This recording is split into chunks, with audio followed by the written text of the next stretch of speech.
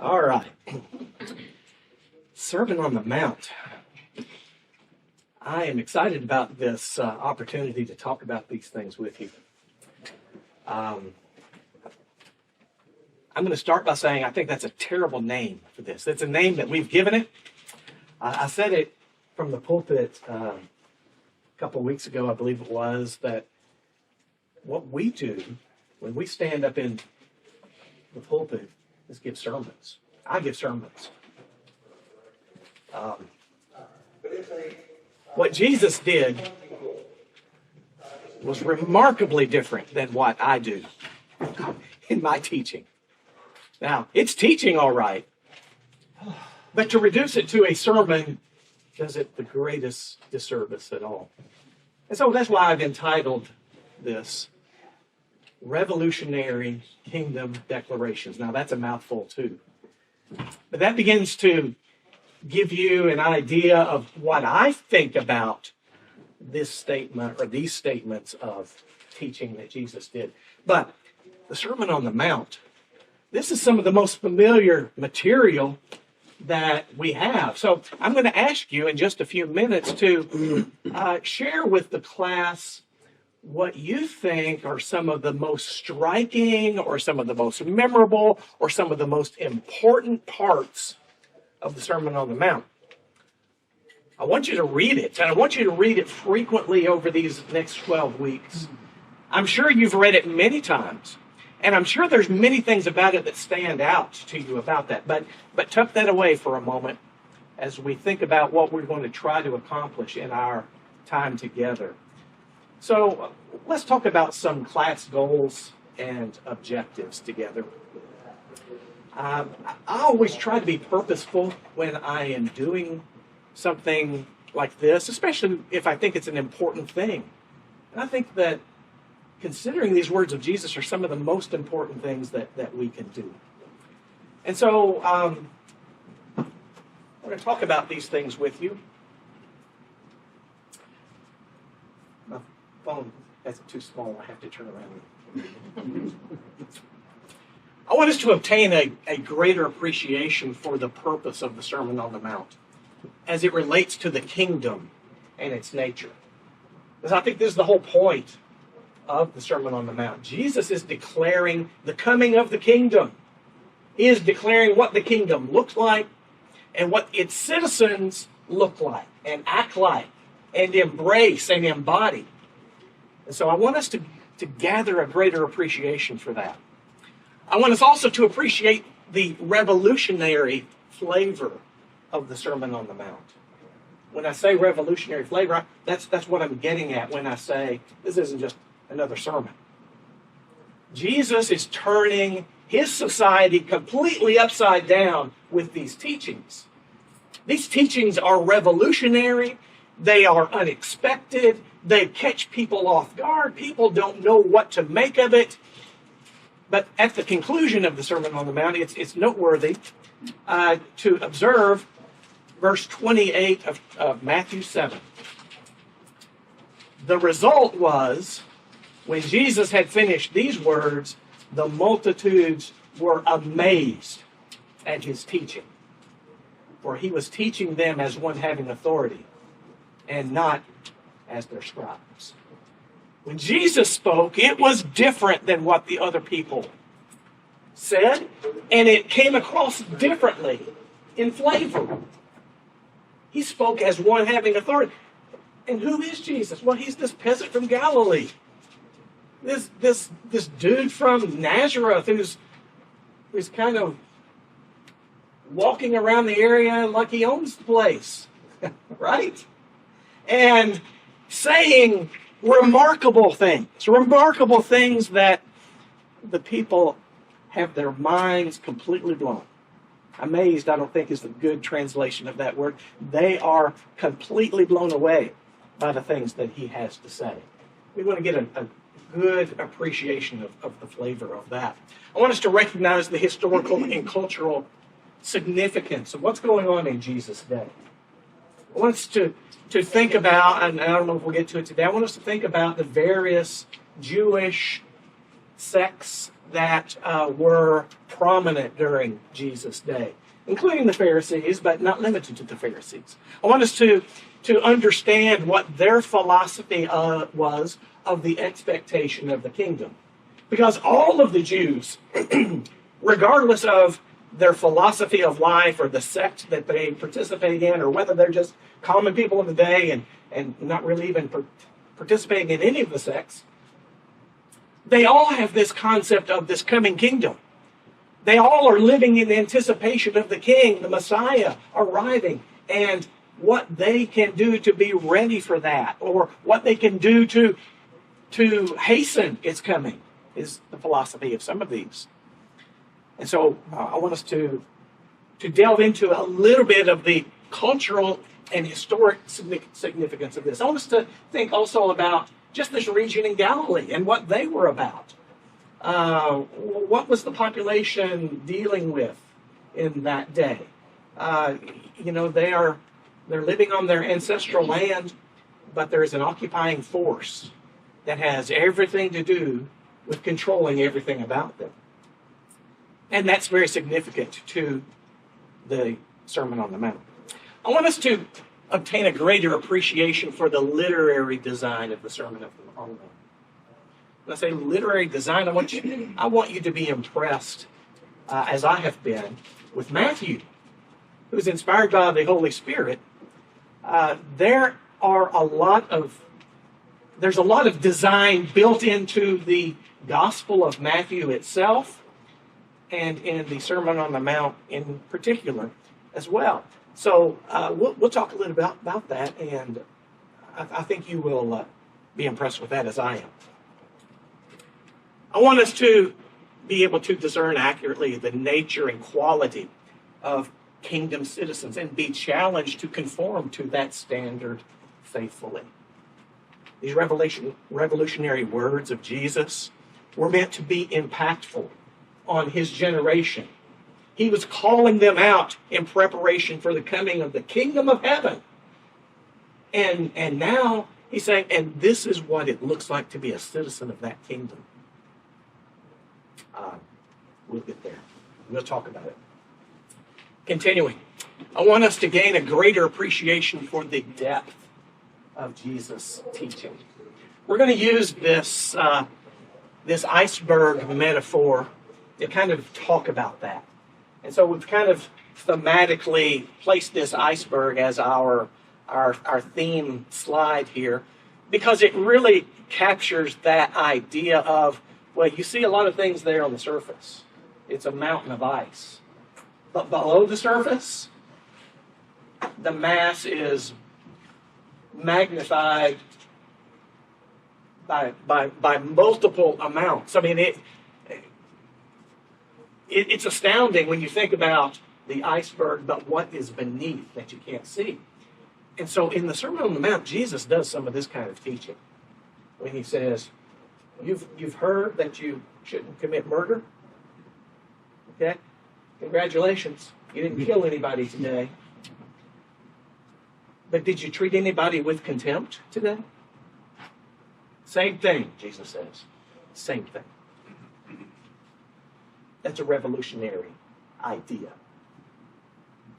And so the depth of Jesus' teaching comes to light in this sermon. All right? And the rest of his teachings as well. But we're talking about the Sermon on the Mount. I want us to see Jesus as an unteacher as much as we see him as a teacher. What do I mean by that? Well, we're going to get to that section. You've heard it, that it's been said, you shall not commit adultery. But I say unto you, if a man looks upon a woman to lust after her, he's already committed adultery in his heart.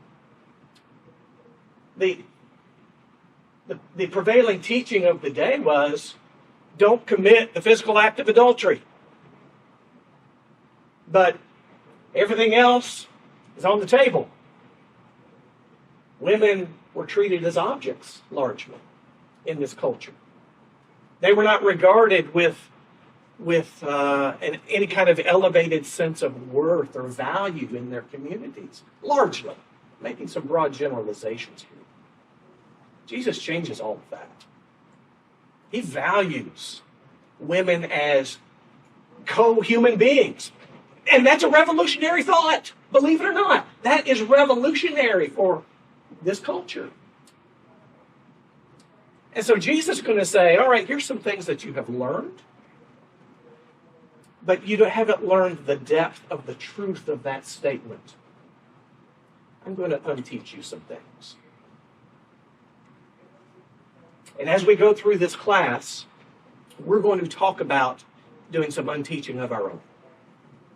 Things that maybe we have held on to that do not find themselves revealed in the truth of God's Word. And so you be thinking about that. What are some of those things that we can say like Jesus? Well, I've heard that this has been said, but I think the Bible really teaches it in a bit of a different way. We'll talk some about that.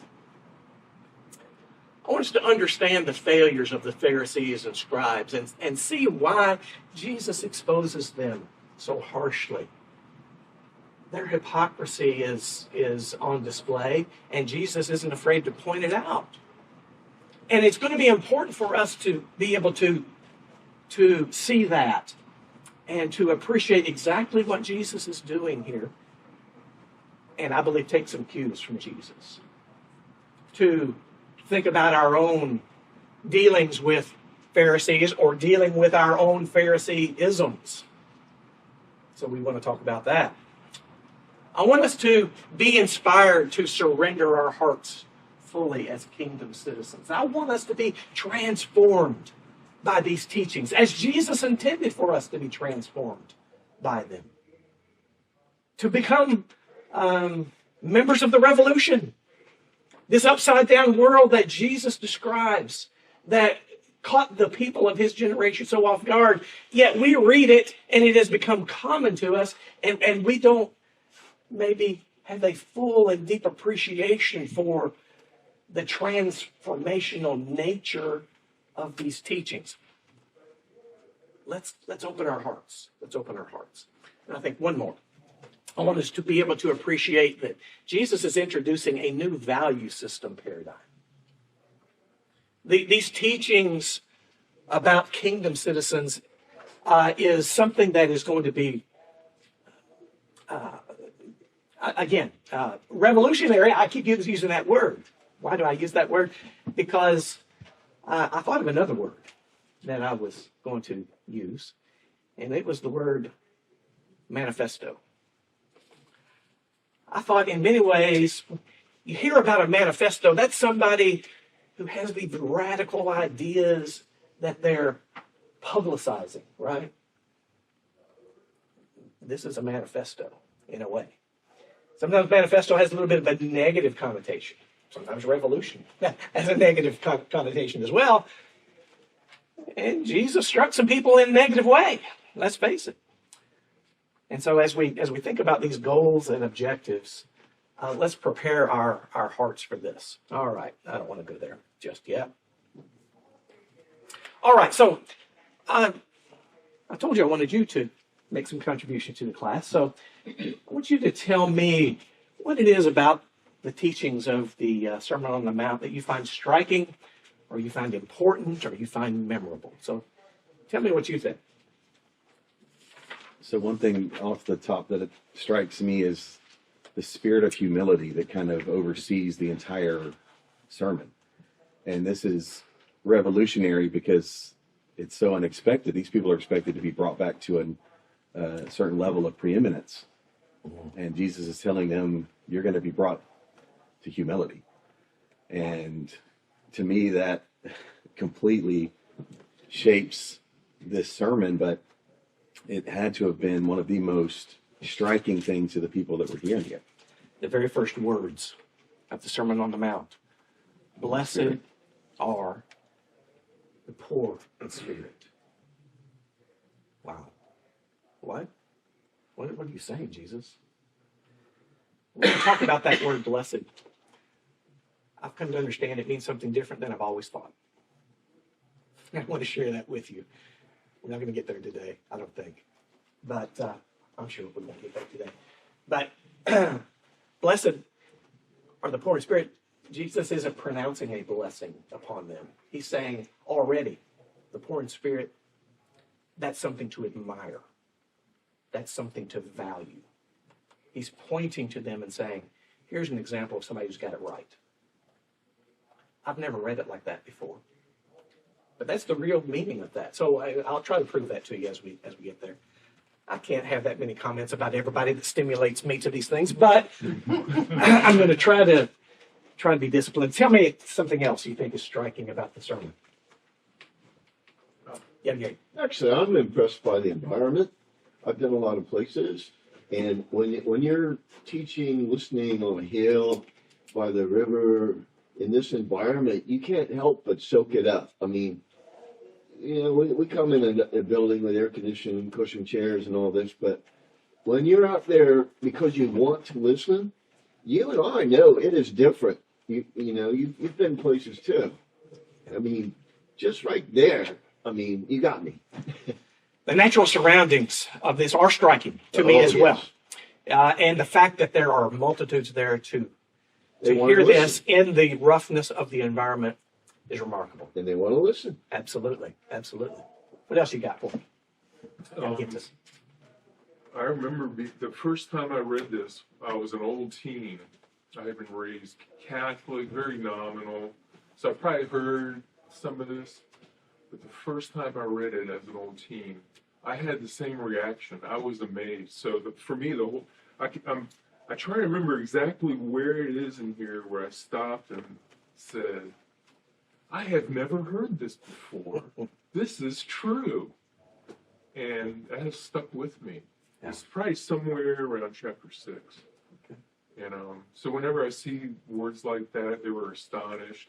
In Mark, it happens a couple times. I go, yeah.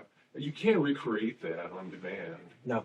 But we can discipline ourselves to have those type of epiphanies and light bulb moments as we read this. And I think that would be appropriate for us to try to generate that within ourselves. Yeah. What else you got for me? Yeah. Number 9 up there has caught my attention. I see it less of a goal and objective, and more so as a difficult challenge. Because the reality is, when I think about this sermon, I see that the Lord's asking hard things of me. And if your eye offends you, Ben, what do? You pluck it out. Surrender. What does surrender look like in your daily walk? It means you take your heart and your will and you hand it to the Lord, and you do hard things. And hard things is sort of like taking up your cross and following me. And that in real life, when you face the realities, if you want to be a kingdom citizen, the last of the Beatitudes talks about blessed those who are persecuted. In other words, if people say harsh things to you, falsely accuse you, hurt your feelings, make you scared, fearful of dying, all of that, if you don't have your heart ready to hand over to Him and say, thy will and not mine, the worst case is that you're quite the coward. I'm speaking to me and looking at myself in the mirror as I say that. But I've always felt like much of what the Lord is asking is not easy unless we do what you ask us to do in number 9. So I'm expecting a lot of inspiration from you, Bruce. I've got none to offer. But we'll read some inspiring things. Yes. Thanks, Ben. Steve. There's nothing difficult. There may be things that are difficult to apply, but there's no crazy imagery. There's no words that aren't able to be understood. And if it is hard for you to grasp, he gives example after example to let you know, whether it's the tree or the house and how it's built, how you pray. I mean, everything is associated with something, so it's very clear when you're through what he means. that's striking. And it's right. It's not hard to understand. That's why the people are amazed. They weren't confused. They were astounded by these teachings because they were so readily available for them intellectually. It's not complicated at all. Chris. I guess I'm amazed at how comprehensive that it is. When I'm going through my Bible, I've underlined things that I like and made notes and parallel passages and all that. But what has helped me more than anything to get a better appreciation for this is when I've seen like a movie rendition of Jesus teaching, and he's walking along and he'll say something about a child and tousle his hair, and he'll squat down and look right in the eyes of somebody as he talks about forgiveness or whatever. And it seems so much more real to me, and I can see why they would be astonished, because what I'm doing, and I'm doing the particular scripture section that really interests me, and I delve into that, it was coming rapid fire. And they're like You're absolutely right. chewing on this one amazing thought and seeing how that applies and how do I do that? Oh my goodness, why didn't I understand that? And he goes to another one. Yeah. And it's like, oh my goodness. Yeah. So they're just shifting gears rapid fire, and they have to go away just exhilarated but depleted at the same time. I mean, he just loaded it on me. I can't even think of it now. I got to go home and think about all this stuff. We have it written down, so we have that benefit. But so that brings up an interesting point about Matthew's writing. Some people believe that that's what Matthew is doing here. These are the greatest hits that Jesus taught everywhere he went. And it's just a collection that he's put together. And these are, and it sounds like it to me. I don't know if that's actually the case, or is this literally word for word what Jesus said on this mountain? Well, that's very possible as well. I'm quite confident he repeated that, because even in the Gospel of Matthew, some of these teachings will be repeated again, such as, if your hand causes you to stumble, cut it off. This isn't the only place in Matthew that we find that. So that's interesting to me as well. But you're right, it is rapid fire. And I'm going to go through my list of striking things, and it's almost every verse.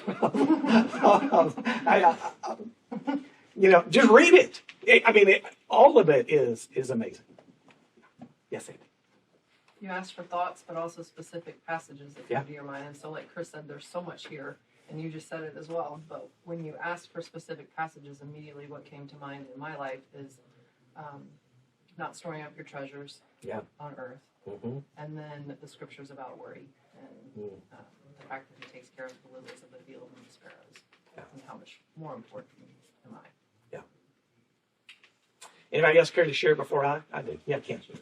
Just starting just the Beatitudes, so much of the old law is about do this, don't do this, do this, don't do this. And it's repeatable action. It's legalism and Pharisaical way of thinking.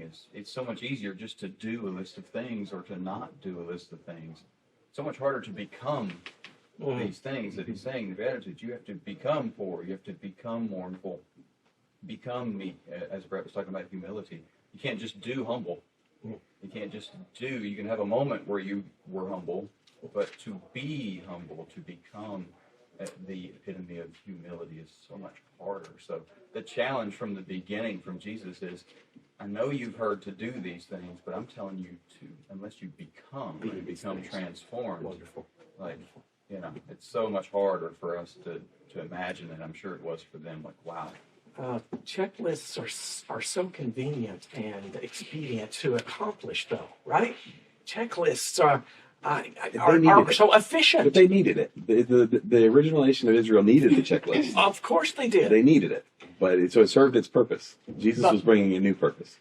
But even under the old law, those laws, they were to bind to their hearts too, and speak of them often and become those things. And Jesus kind of illustrates that by saying, unless your righteousness surpasses that of the most religious people you know, you talk about a striking statement. Unless your righteousness surpasses that of the Pharisees, you cannot be a citizen of this kingdom. That's a striking statement. And the people would look around, if they The Pharisees, those guys, if those guys who take such pains in the practice of their righteousness, and they hold everybody else accountable, and they're judging everybody else for their failures, if they haven't arrived, then what chance is there for me? Wow. Wow. All right, Jesus. Well, you have some striking things to say, beginning with the Beatitudes, as we said. And passages like, let your light shine. We find that right here. 5:16. Let your righteousness surpass that of the Pharisees. Verse 20. Murder is equal to hate. Adultery or lust is equal to adultery. Pluck out your eye. Remove your hand if it causes you to stumble. Turn the other cheek, we find here. Somebody requires you to go 1 mile, go 2 miles. Go the second mile. Even our own vernacular has been affected by these teachings. Love your enemies is found here.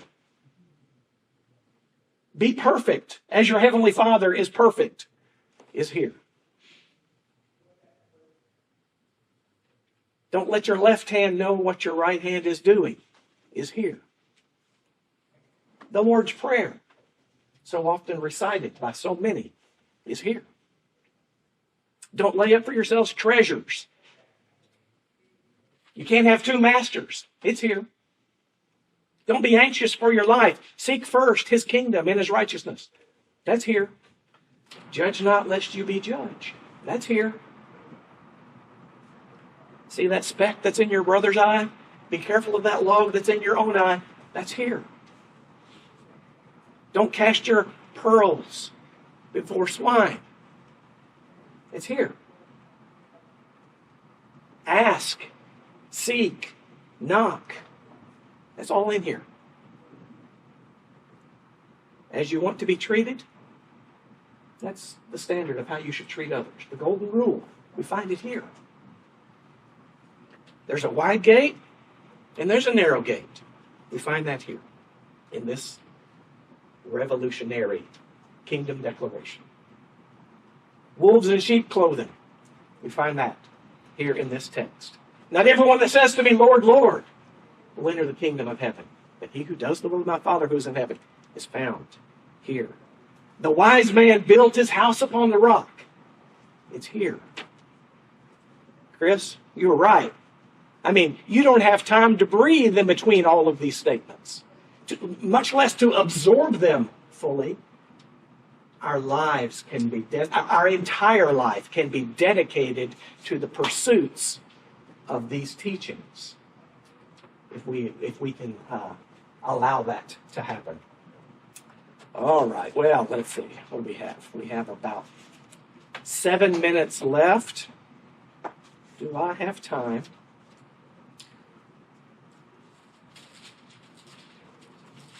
Just talk about Matthew in general and the Sermon on the Mount and its place in the book of Matthew. This goes a little bit to the literary structure of the entire Gospel of Matthew. And what we find in Matthew is that Matthew focuses on 5 teaching blocks of Jesus, largely. Now, there are lots of events that are surrounding all of these teaching blocks, and sometimes there's little moments where it's not, but mostly what Matthew obviously is doing is revealing all of these marvelous teachings of Jesus, and he uses these 5 columns of teaching to support the entire gospel.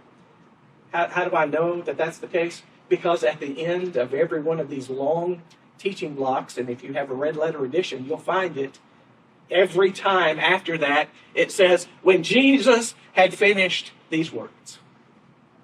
All 5 times of those big teaching blocks. So the first one is the Sermon on the Mount, which is in Matthew 5 through 7. And so in 7:28, it says, when Jesus had finished these words. Next we go to Matthew the 10th chapter. There's another large teaching block where Jesus is sending his disciples out, and he's giving all kinds of instructions about how they were to conduct themselves, and all kinds of other wonderful teachings. And then it says in chapter 11, verse 1, when Jesus had finished giving these instructions. Matthew 13 is a great chapter of many, many parables that Jesus taught. And so that's one of the pillars, the support structures of the Gospel of Matthew, where it is one of the teaching blocks. At the end of that, it says, when Jesus had finished these parables. You see it. You see the repetitive nature of how Matthew is identifying these teaching blocks for us as centerpieces of the entire Gospel. Matthew 18 is a great one as well.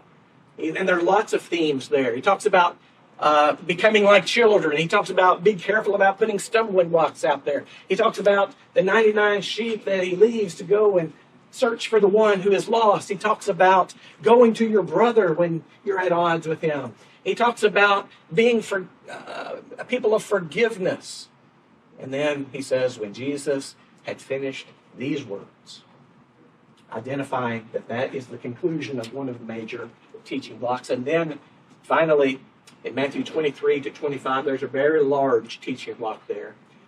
And you recall that there in Matthew 23, Jesus pronounces the 8 woes to the hypocrites, to the Pharisees.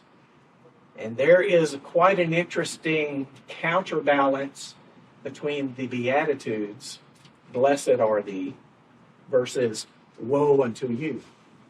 There are 9 Beatitudes, there are 8 woes. It's an interesting counterbalance, and a lot of people believe that was an intentional counterbalance that Matthew built into his gospel to talk about the blessings versus the woes. When Jesus finished these words, Matthew 19, verse 1 says, when Jesus finished all of these words, Matthew 26 and verse 1.